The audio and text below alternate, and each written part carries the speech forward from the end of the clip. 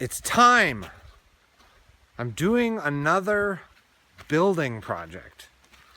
And I'm super excited to announce I'm building an addition on my house.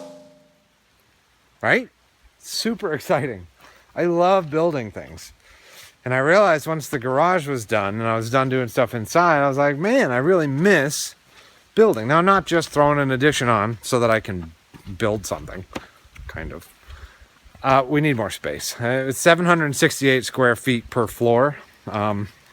It's just not enough for our family. So, after much planning, and the planning's still not done, we figured out which side of the house we're going to go off, because this is the south side. And I've begun.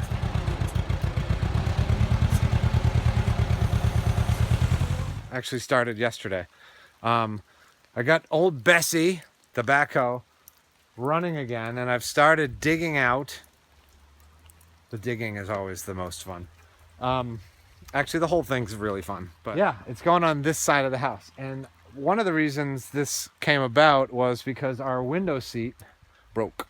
So yeah, the glass cracked, and we have to replace the window seat because it's fallen off the house, and it was just kind of it all needed to happen. So this big dirt wall you see here used to be supported by these concrete blocks. They have a rock face, but they're kind of like Lego pieces, and they all fit together. They weigh probably 2,000 pounds a piece, a solid ton of concrete in each one of these guys. I have a little tiny tractor that was definitely not up to the task, and I've done quite a bit of work to my backhoe recently to kind of get it ready for this task, and it did the job. I mean, I removed each one of these blocks. You can see there's a hole in the top with a piece of rebar that you can hook onto with a chain, and that's what I did, is dug it out, hooked the chain on, got back into the backhoe, and then moved all the block. Right now it's raining, and this backhoe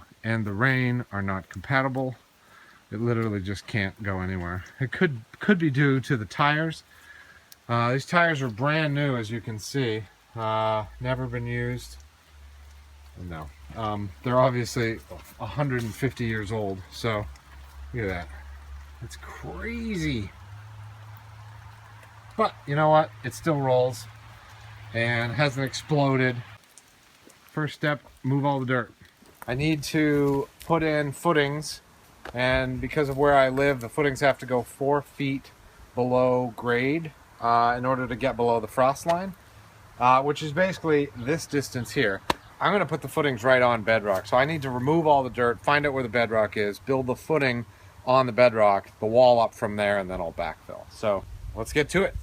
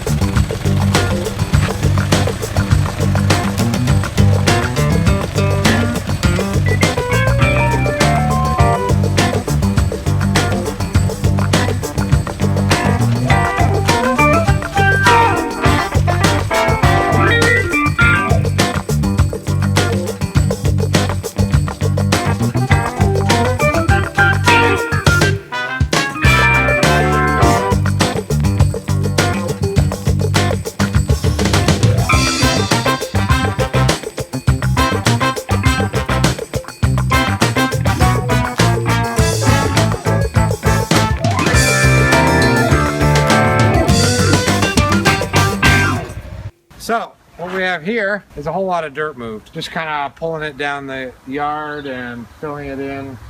The yard has always been a little low in this spot. We've got a bunch of ledge poking up out of the lawn. So the idea is just to take the dirt that was here and just distribute it through the lawn. So I'm most of the way through, and I actually have only hit a little bit of ledge all the way down here. So I would imagine that this space down here is going to be a crawl space, because the floor will be here, and then there's floor joists. I've got a huge rock over here that I need to move, and I don't exactly know how I'm going to do it. The backhoe might be able to pick it up, but it's about 7 feet long and like 1.5 feet thick, so it's pretty big.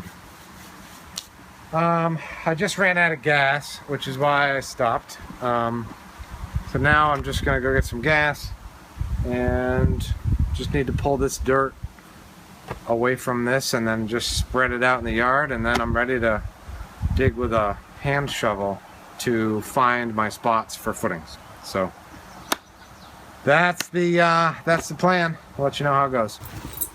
All right, so after, I don't know, probably 3-4 hours of digging total, we got to this point. So we have most of the dirt out of the way, and now we have kind of cleanup digging, which we'll probably do with just a shovel. So we've got the entire end of the house excavated away, and you can see over here the footing is exposed.